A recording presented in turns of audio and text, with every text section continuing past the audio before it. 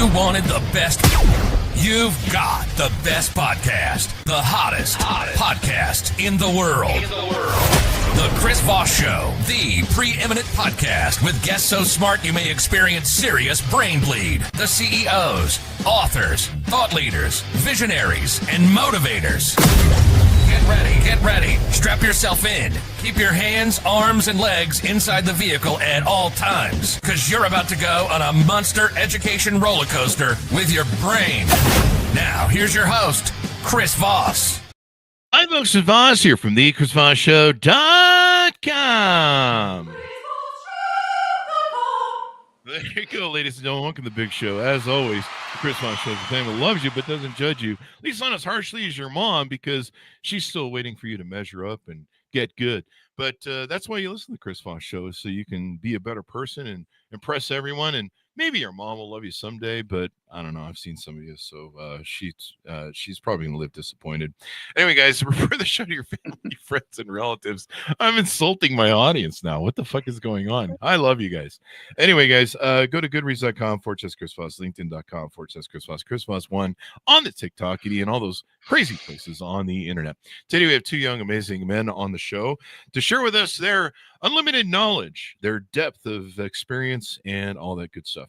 Their book is called GOAT Wisdom, GOAT Wisdom, How to Build a Truly Great Business, from the founders of Beekman 1802. We have Dr. Brent Ridge on the show with us today, and Josh Kilmer-Purcell. We're going to be talking to them about their insights and how you can get your mom to love you again and appreciate you, I suppose. I don't know. The pair founded Beekman 1802 in 2008 after purchasing the historic Beekman Farm in Sharon Springs, New York, where they started researching the nutrients in goat's milk and began making goat milk soaps and gourmet cheeses. Today, the company has over 100 employees and is recognized as one of the most successful lifestyle brands in America by NASDAQ Inc. magazine and Wall Street Journal. That'll get your mom to love you. In 2019, they set the record. This is going to be the callback joke of the show. They set the record for the largest beauty brand launch in the combined 37 history of both HSN and QVC. That's quite the feat if you've ever known a woman who shops on QVC and HSN. They buy a lot of stuff. Thousands of people visit their flagship store and tour their place each year in rural Sharon Springs. And they were the stars of the fabulous Beekman Boys. They were the first gay couple to have their own television series on a national network. They competed and won the Amazing Race on CBS. They published 4 best-selling cookbooks, a home decor book, and published an award-winning quarterly magazine, The Beekman 1802 Almanac. Thanks for coming on the show, gentlemen. It's wonderful to have you. Give us both your .coms or wherever you want people to find you guys on the interwebs. Yep, they can find us at beekman1802.com, and our personal page is Josh and Brent, wherever you consume your social media. There you guys. And you guys have it combined? Is it for both you guys? Yep. We got everybody's? Yep. Okay. Yep, we're in it together. Yeah, I have a secret one, but we don't need to tell Brent that. Oh, okay. Yeah. Let's see what's going on. Just before we start, I will verify moms everywhere love us. Moms everywhere love you? They do. Mm-hmm. Yeah. Is that what I We're heard? we're mom verified. Mom verified. Maybe that's a new brand. You guys should build a website or app or something, Mom verified. I need that on my Tinder. Maybe I should put that in my Tinder profile. Yeah. Mom verified. My mom says my mom says I'm special, so you should think so too. Same. Same.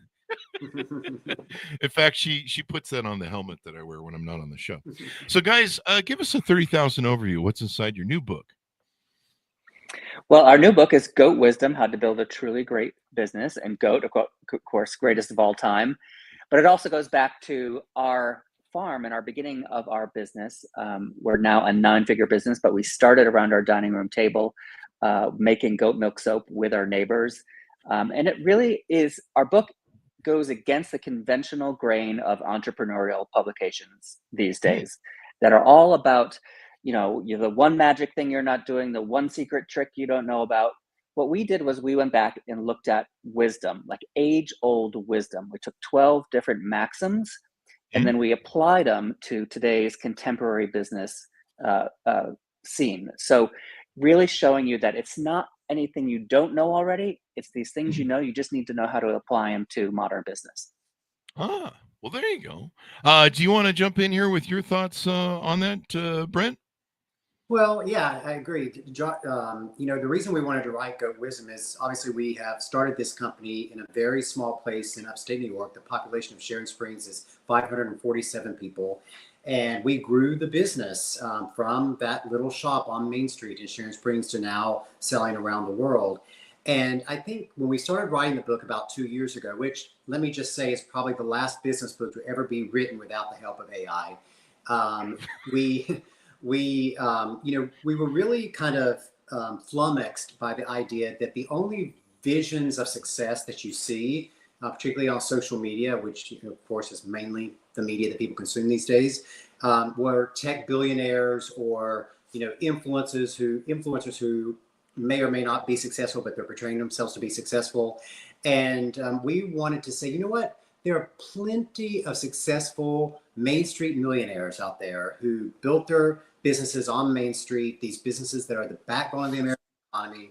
And there are plenty of people out there who dream of having that type of business.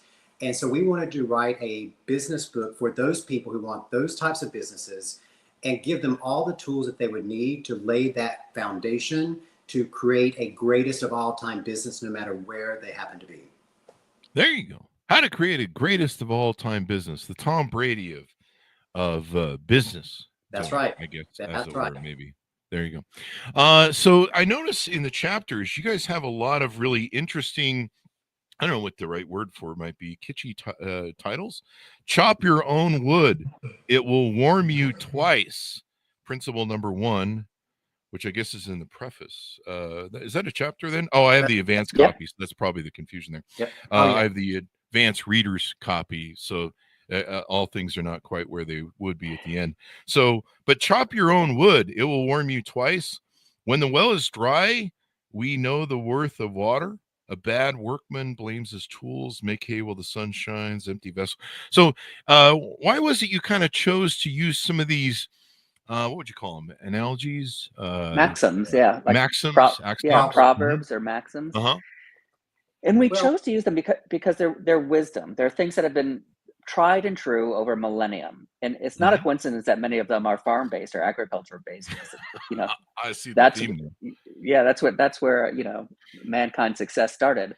But what we want to do is say these proverbs that your grandmother knows, that your mom knows, that these are the things that are still applicable to today's business. Even though it might sound like you need to know everything about digital, marketing and AI and all that, at the end of the day, they all filter down through these age-old proverbs.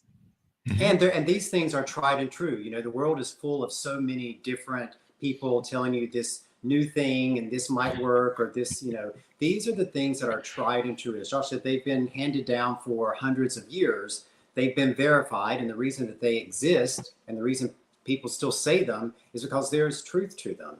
And as you know, from doing thousands of podcasts over the years, there's a lot of information in the world. Too much information for our brains to comprehend, but there's a difference between information and wisdom. And what we're putting out there is wisdom. And by the time you finish the book, not only will you have this wonderful, inspiring story about how we lost everything and then built this up from nothing, but you will hopefully learn whenever you're presented with information in this, wide world of information that we exist in, you will understand what are the bits of information that are most important to you, and then you will immediately be able to convert them into wisdom and apply them to the problems that you're trying to solve in your business or in your life. So for example, one of the proverbs there is an empty vessel makes the most noise. We've all heard that before, but what does that really mean? And that equates to sort of competitive analysis. And we started our business, and for a long time, you would have business envy and be jealous of other brands that were starting and blowing up overnight. But then over the years, we watched these brands that blew up overnight just disappear just as quickly. And what we learned was an empty vessel makes the most noise. So when you're looking at your competitors, don't just look at the noise they're making, the PR, the top line. look at their core, their authentic roots of their business. Is there a there? And if not, don't waste your time doing competitive analysis on them. There you go. Yeah, and you guys have been through quite the journey. Tell us about, give a synopsis of your guys' journey, why you started this company, what was the proponents behind it, what put the two of you together as partners, and what was your journey like? If you can give us a rundown through that. Yeah, well, we met in New York City. Brent was a physician, and he worked for Martha Stewart. He started her health and wellness division. I worked in advertising for many years. I was also a writer. We met 26 years ago, and we, in 2006, we found this farm in upstate New York. We were just on a weekend trip, going apple picking from the city. We found this farm for sale. We bought it. We loved it. It was just going to be a weekend place. And then we got a letter in our mailbox from a neighbor. His name was Farmer John. He was losing his farm. He had 80 goats, and he was going to lose his goats. And he said, "You have an empty barn. You have a little cottage on the property. Can I come out, mow your lawn if I can bring my goats?" And we said, "Sure." We thought at the time it would be fun to come up on the weekends and have a petting zoo for our friends. But then 2 years later, 2008, the big recession hit, and we both lost our jobs in the city within 1 month of each other. So we literally had nothing to our names except these 80 goats and Farmer John. And so we literally Googled, what can we make with goat milk? And the first thing that came up was soap. And now we've sold 60 million bars of soap since then, plus, of course, our whole line of skincare. There you go. And so you guys turned goat milk into, I don't know, lemonade business. Lemonade. Something like that. There you go. And this is kind of interesting. Opportunity, it's interesting how opportunity comes in so many different ways. Were you guys initially financially successful, or what sort of journey did you go on there? Yeah, well, we were both living and working in New York City. I had been a physician. I was on faculty at Mount Sinai Hospital in New York City, and then went back to NYU to get my MBA, and went from there to Martha Stewart's company. And Josh was a very successful advertiser, working his all the way up to partner in his last agency. And so, by that time we were in our early 30s, and, we thought the future looked so bright, in 2006, which is what gave us the comfort to buy this weekend place. What we thought we were just going to have as a weekend place in upstate New York. But I love what you said about opportunity, because I do think that is one of the things that has made us successful as entrepreneurs, is that there's never been an opportunity put before us that we didn't thoroughly examine. Even when it seemed like the most, outlandish idea or completely not applicable to anything that we were doing, we always examined it. And a lot of the times, some of the opportunities that maybe most people would have turned away, we said yes to, and they made all the difference. And, one of them was the TV show. After we had lost our jobs in the city, Josh was just trying anything he could to get, a new job. He's interviewing for hundreds of jobs at the time. And he went to this job at Discovery Network to be the head of marketing, right, Josh? And then the president of the network, she said, you're not a great fit for this job, but the story about the farm and the neighbor and the goats, maybe you should do a reality TV show. And honestly, our thought was no way. I mean, this was the era of Honey Boo Boo and, Swamp Kings. Oh, yeah. And we're like, Jersey.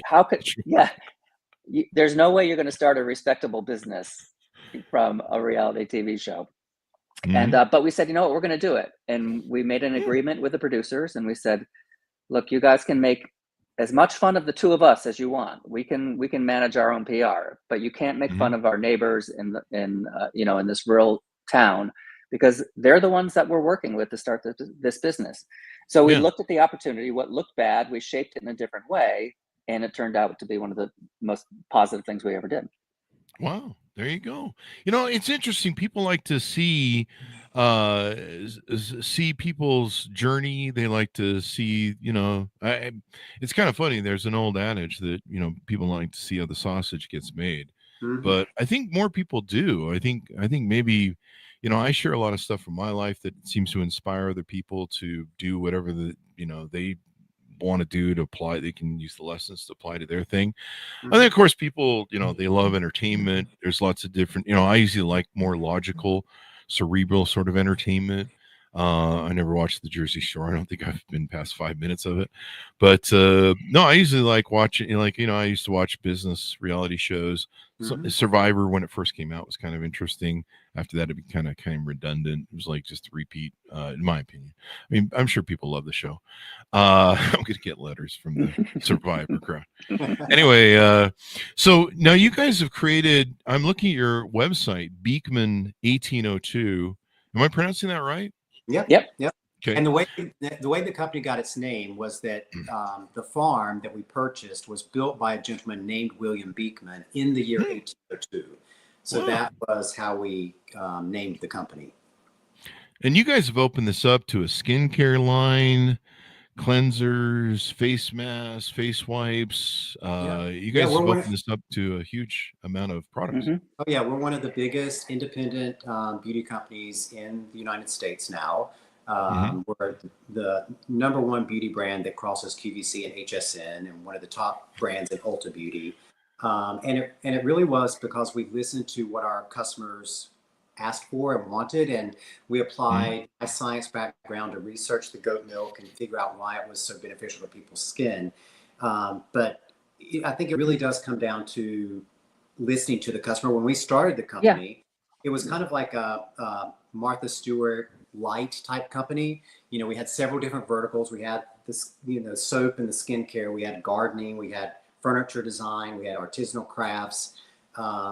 But the customer said, no, this soap is what's changing my skin. And we say from that point on, the company grew neighbor by neighbor by neighbor. Mhm. One person used the product. They told another person. They used it. They told another person. And we Uh, yeah, and we really built the business. We say the old-fashioned way, which is again what we try to get across in the book. We didn't take investment until 11 years in. We did it the way our grandfathers built their businesses. My grandfather had a grocery store.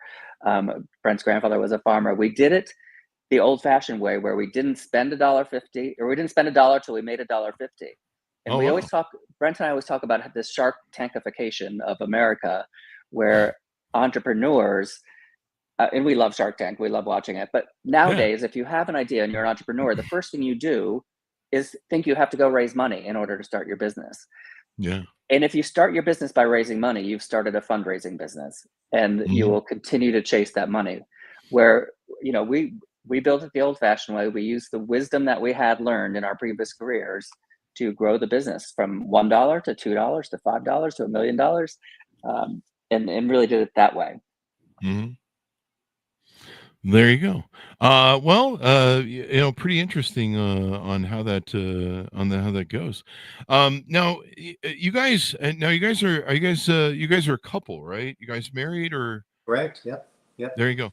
How does that work? Sometimes people don't do well together when they work together as a couple in marriage, or just even, I've had girlfriends that are like, "Hey, I'm gonna come to work for you as a secretary." I'm like, "No, you're not," because we'll be over.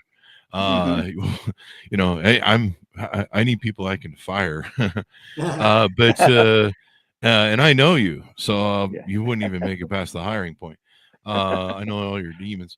But a lot of people don't work well together. I mean, it's hard. It's hard enough to have a marriage and relationship in today's world. But so how do you guys make it work? What's the secret to getting this longevity that you guys have had in your business, where you're not at each other's throats every day? I mean, Well, Brent's fired me 3 times today. It's been really rough. Good. He Yeah. gets a raise back. There you go. I do think that part of it was that the business was forged by fire. We Hmm. both lost our jobs. We were both in the exact same situation. If we were going to lose the farm, we were both going to be homeless. So we really started from the very beginning, building it together. And I think if you're a couple in a relationship, anytime you have a project that you're working on together, it strengthens the relationship. But because we started the company in a very visible way, we were always very present on social media. Of course, then there was the TV show, and then The Amazing Race. So people knew us as a couple anyway. growing business as a couple. So even in the times when it was most stressful, like the times when we, didn't know if the business was going to succeed, and with their finances were tight, and we would fight, and those stressors where most couples or even most business partners might go their separate ways. The idea that we were in a fishbowl and people were watching us probably kept us closer together than a normal couple would. However, over the years, we have figured out a great strategy for how we work together and how other couples, whether they're business partners or romantic partners, how they can work more closely together. And we call it the 51% rule, and we lay this out in the book. But the idea is most partners in business, they divide their responsibilities up by their skill sets. Usually somebody's good at finance, somebody's good at creative, somebody's good. And we believe that's the wrong way to do it, because if you're in partnership with someone, you have a lot of overlap. Brent and I are both creative. We're both a little bit financially savvy. We're both a little bit operationally savvy. So when you divide things up, it doesn't work. So what we do is the 51% rule, where whoever has the most passion for a given topic or project, whoever has the most passion for it has that extra 1%. And the reason we do that is the person with 49% can't walk away and say, this isn't my problem. 49%, you still have to point out all the flaws in the other person's thinking so that you forge their idea and make it better. And then the person with with the most passion is also the one who's afraid to not have it work. So they're going to work that much harder to succeed. So whoever has the most passion should have the decision-making on whatever project it is. That's how we made it work for us. And we talk about that in the book in depth, and how partners can best work together, and sometimes when you shouldn't work together. Oh, so there's times where you may want to not go your separate ways, but maybe delegate tasks to each person there. Is that delegate? Yeah, and sometimes go separate ways. They're not founding partners, probably not, but you might have long-term business relationships that you've had for a long time. But just because you've had them a long time doesn't mean it's the right relationship for today, whatever your challenges are today. So we talk about how you can separate in a productive way for everybody. There you go. I and it's interesting. You guys both have the same sort of skill set. So my best relationships, and I don't go into business with relationships. I'm a horrible person to stay with. Most women figure that out very quickly. My longest best friend, business partner relationship was with someone who was really good at following the rules, and they had the opposite of skill set that I did. So I had the visionary leader, the innovator, the go-getter, the driver, the high communicator. They were the complete opposite of me. They were the person who could do the dull work, the day-to-day stuff that was redundant, the accounting and stuff that was really boring to someone like me, that you just kill me if I have to do something redundant like that. But that's their safety zone. That's where they're really good at it. And so we were always a great compliment. And I found I worked better with those people than bumping heads with being creative. So I think it's interesting. You guys both have that same sort of creative, visionary drive, but thankfully you found that balance. You found a way. You come up with rules and design things that can make it work.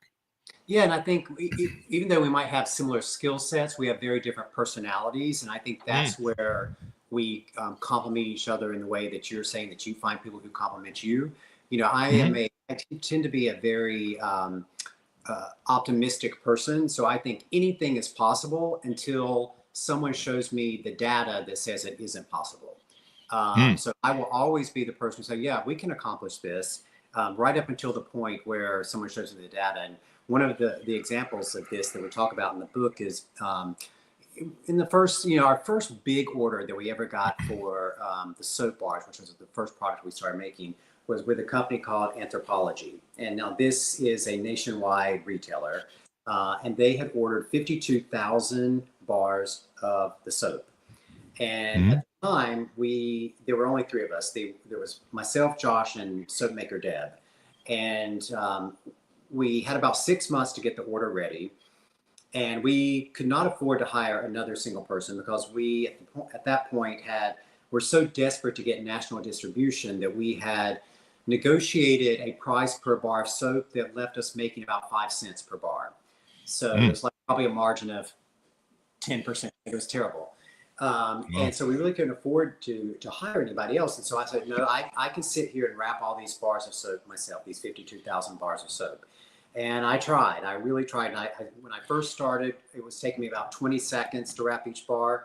And I ultimately got down to about 7 seconds per bar.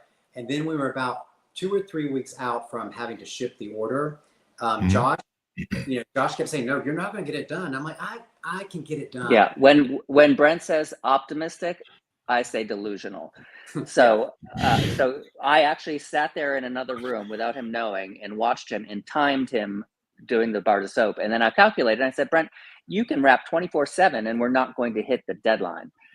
So what we did then was we called in the neighbors and they came over and helped us wrap the soap.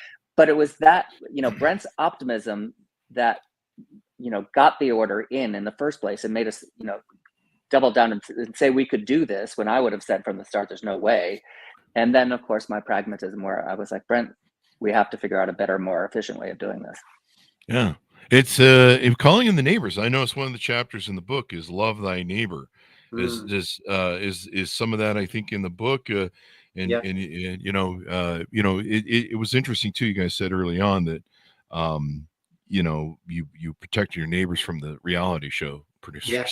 No, neighbors have always been very important to us, and that's why that's the final chapter in the book, because that's the most personal proverb for us: "Love thy neighbor." And of course, a lot of people that has religious overtones because of the Ten Commandments. But if you look at any culture, religion aside, there's some proverb or maxim in every culture around the world that talks about the importance of respecting and honoring your neighbor. And when we started this company, of course, it was Farmer John who brought his goats. He was the original neighbor, we say. And then when we had that big order, our neighbors came and saved us by helping us for free sit around our dining room table and wrap these bars of soap. And as I said before, we say we grew our company neighbor by neighbor. It has always been a word of mouth company. And so we now we have always from the beginning called all of our customers neighbors. We don't have customer service. We have neighbor services. When we're on QVC or HSN, talking about the product and someone calls in to talk to us, they always start every call with "Hi neighbor." And that's how everyone in the community who uses our product consider themselves. We can be walking through the airport and people won't say, "Oh, they're the Beekman guys," or "There's Josh and Brent." We will hear people shout "Hi neighbor" down the corridor of the airport, and we will look around until we find the person waving to us. And that might sound like a silly marketing, thing, or a tagline or something, but what it does is it deepens the relationship with our customer. A business and a customer, that's such a transactional word, a customer, but a neighbor is a relationship word. And so when our Team Beekman, knows that they're dealing with a neighbor, not a customer, they treat our customers better, and likewise, our customers feel like they're part of a neighborhood, not just sending us money. There you go. Well, I love it, man. And there's nothing like those middle of America, rural sort of people. They're kind of the heartland of America. They're at one point we were before COVID, we were getting ready to tour around, and we did a lot of events, big shows like CS and NABE, South by Southwest. We go interview people. What I was going to do was get a van so I could take my dogs with me on my trips. One of those Mercedes runner vans, and make it so I could sleep in it, and I could take my time going to events instead of doing this red eye rush in and out. And what I was going to do is, I love greasy spoons in old towns I don't know what it is. I just love them. I love the old jukebox. They're on every table. And I love there's something about that fucking grill that's been cooked on for 50, 100 years or whatever. Yeah. It's crazy. And I was going to go interview the people. And most of these would be the cities that got bypassed by the freeways when they built them. And, there's these classical towns. There's beautiful photography you can take in them. There's interesting conversations you can have with people. Like, why do you stay here? The freeway passed you by. There's, I don't know, 2,000 people, 500 people in town. Like, why do you stay here? Why? What are the values that you have? Why is this important to you? Mm-hmm. Why haven't you done what other people have done? Maybe moved to bigger cities and stuff. But there's a real. It is the fabric of America. Those sort of areas, and I just always love the people. They're just down home. If you go to LA, you're going to find a whole different style of people that you're going to find in Middle America. Well, and that's it. Yeah, go ahead. No, we completely agree. When we started the company, I can't tell you how many home and garden shows we did in B and C markets, meeting the people, and even to this day, when we write a book, as you know, Chris, you don't make a lot of money writing a book. We write the book because we like to get out there. We like to do book signings. We like to meet people. We like to meet the neighbors, and we think that's critical. It's like a lost art form. People don't go out and meet people. Well, it is the majority of America. Middle America is the majority of America, and anybody who starts a business from a boardroom, in New York, and they think their customer base is within 50 blocks of them, they're missing out on the largest market share out there, which is Middle America.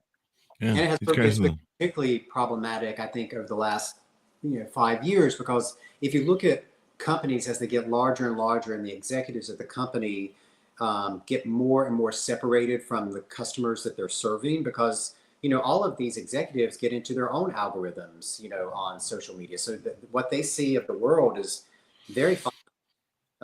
And it's a problem in America that the people who are leading companies aren't understanding how their customers are living.